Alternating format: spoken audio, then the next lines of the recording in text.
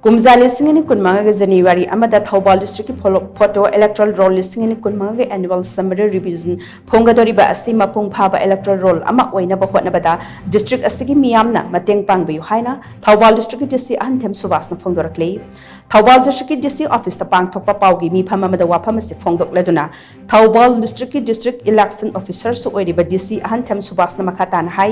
sahi khudingi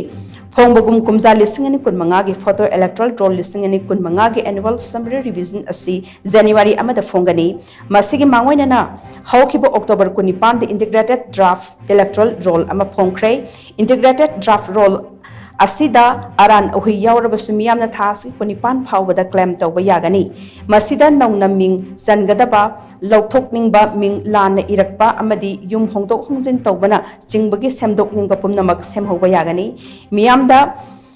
Hena Kudung Jananabagi Damak Election Commission of India na Thasigi Mapan Tara Kulumdui Amadi Kunmari the special campaign that on a nimit marini chupna polling station Kuding Makta campaign Satagani Masida online Kuthangda Bisinba Kudung Cha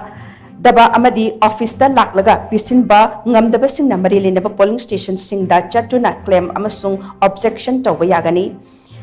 Thazilakli ba claim natrag objection sing adu chahi asigi December kunmari phawbagi manungda ERO gi level da dispose taunaba hotnaraba matungda KUMJA listing ngi kunmanga gi January amada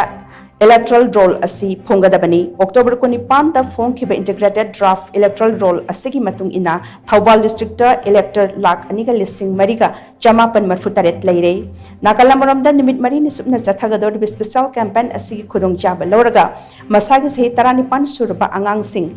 mathangi electoral roll da ming chalhanana ba form thazin biu haina su makna makhatana phongdokhe Masidagi ekoina prajasingda appeal tawjaning basi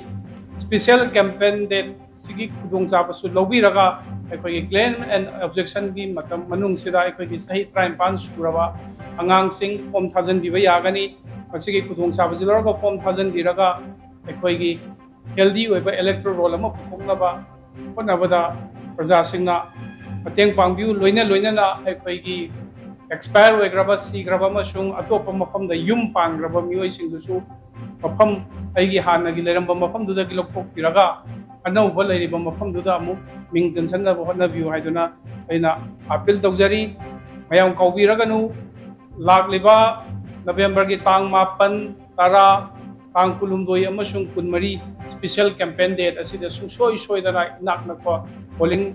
station da chatpiraga claim and objection file tawbiwana appeal tawbi